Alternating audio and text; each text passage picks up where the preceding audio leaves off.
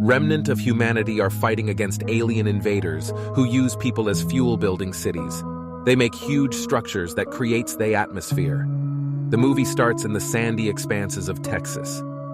Before we were unique creatures, the smartest inhabitants of the planet, but now people are just parasites, pests.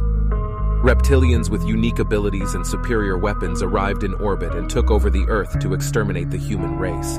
They took over our history, culture, covered the planet with people slowly losing their lives, screaming in pain and suffering. Many of us were exterminated by the reptiles during the landing, but there are those who become their slaves. In the light of burning fires, broken and subjugated people limply submit to alien creatures with weapons in their hands. Having enslaved our world, the reptiles ruthlessly use people. The familiar world has plunged into chaos, and even such a landmark as the Eiffel Tower is rusting without proper care and attention. Survivors and captive people, forced to obey the reptiles, live in the so-called nurseries.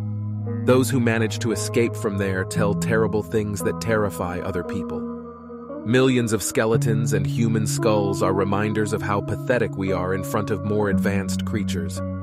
People who have visited the nursery compare it to hell, believing that even in a fiery dungeon it is not as scary as it is here. The reptilians use the captives, turning them into living incubators in order to continue to multiply and finally take over our world. Starting the colonization of the Earth, the reptiles realized that the atmosphere of the planet was unsuitable for their species. Instead of leaving it, the alien invasion began to destroy houses, erasing from the face of the Earth everything that humanity has achieved in its centuries-old history. Adjusting the planet to their needs, the reptilians began to build giant structures that create their atmosphere. They destroy vegetation, burn forests, and cities go underwater due to natural disasters caused by rising temperatures. Every day, it is getting harder and harder for surviving people to breathe, because the Earth is practically unsuitable for their existence, and the worst is yet to come. Possessing unique capabilities, reptiles not only exterminate all living things, but also subjugate people to themselves. They are able to control the cerebral and limbic systems, thanks to which they control rats, insects, and the human race, which still continues their miserable existence. Reptiles have already become the dominant species and have practically taken over the planet, but there are still rebels in the world trying to put up a worthy resistance to the enemy. Showing the genius of engineering, people have developed devices that can prevent reptiles from affecting the cerebral system. The brain barrier allows to maintain control over thoughts, but there are not enough devices for everyone, and a need to use them wisely. Alien invaders know about all this, but they are not afraid of the enemy, because they are sure that very soon they will finally subjugate the planet to themselves, becoming the dominant and only species living on Earth. A group of rebels under the command of Jasper are the only ones who still continue to resist the aliens. Hiding underground, people learned to survive, get food and water. Gathering their courage, everyone is working to repulse the enemy. Even children do not sit idle, helping soldiers load cartridges into clips and hoping that one day they will be able to return to normal life. Carefully planning each sortie, the soldiers go to the next skirmish with the enemy. With politicians, the reptilians act in a completely different way. One of these men, involuntarily offering the survivors to surrender.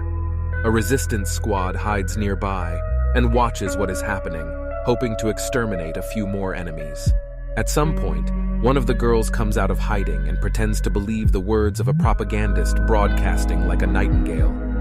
Distrustful reptiles understand that the girl has a bomb with a detonator and immediately eliminate her. It turns out that she was just a distraction, so the soldiers activate the bomb. As a result, they get torn to pieces. Despite the horror, children of war rejoice, grab the hand of aliens, and raise up as a symbol of victory. Small victories give a ray of hope, and it seems that not everything is so bad. But the reptiles avenge their own, and having tracked down a car convoy, attack. One of the wounded soldiers miraculously survives the explosion and performs from the car. Realizing that his days are numbered, the man puts a gun to his head and prepares to pull the trigger. At the same moment, he sees before him a completely new kind of aliens who have arrived on Earth. Translucent creatures, reminiscent of angels sent in answer to prayers, bring new hope for a better world. The new world has changed everyone. Now everyone must adapt to the conditions, otherwise they will lose their lives. In the old world, Nosh would have been in prison, but in the new world, he did well. A pyrotechnician and explosives lover digging through the junkyard collects metal and radio parts to turn them into something more. He is able to craft almost everything, from a blocker helmet to unique explosives, which are legendary among the rebels. Nosh knows how much people need him, and in particular Jasper, who again came to him with her assistant. A woman buys 4 devices to protect the soldiers' brains, but it's not enough to fight the alien invaders. The military knows about Nosh's unique development and asks him to sell explosives. The pyrotechnician is not ready to sell a special product, as he is satisfied with the New World Order, and he is even glad that the reptiles have taken over the Earth. Previously, he would rot in prison, but now he can burn and destroy whatever he wants. Soon, Nosh agrees to hand over the explosives, but in exchange Jasper must bring profit: the sick, the elderly, and children, whom they do not feel sorry for. The military man is outraged by the insolence of the pyrotechnician and points a gun at him. But this does not frighten Nosha, because he is ready to say goodbye to life at any moment. Demanding bait, he promises a strong explosion that will exterminate most of the reptiles. After listening to Nosh, Jasper thinks about his words and understands that the sacrifice of several people is justified, because the fate of humanity is at stake. Upon returning to the hideout, Jasper heads to Amir, a unique man found in the 7th sector. At first, the military thought he was a corpse and an unsuccessful reptile experiment, but they soon realized that the guy was still breathing.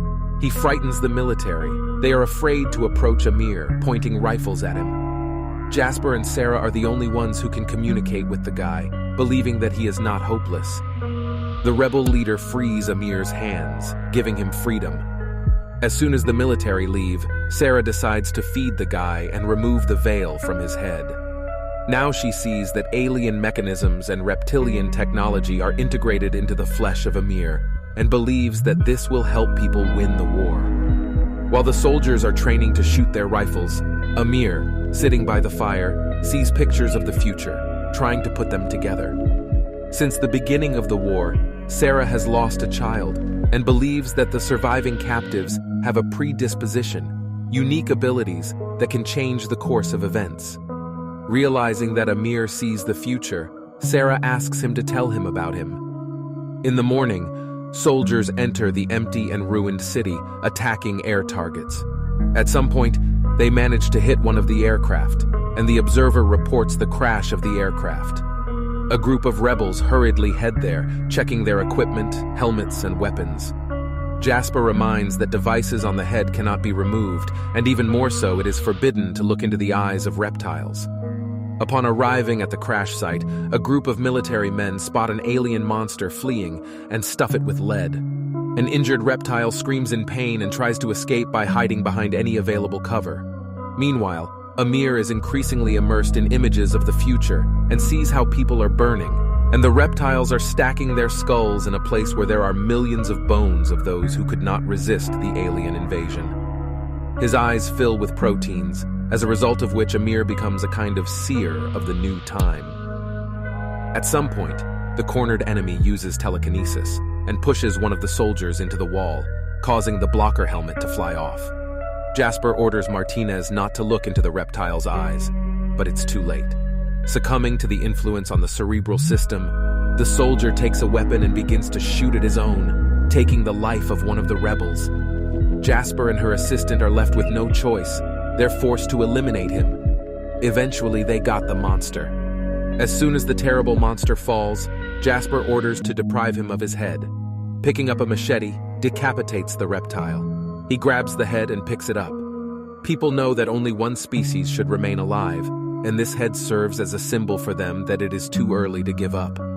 Yes, the enemy is strong but also vulnerable, which means that they need to continue the fight and go towards the goal despite the difficulties and obstacles. Jasper and her subordinates understand that everything is still ahead, and very soon they will meet the reptiles face to face again. but they are ready for this.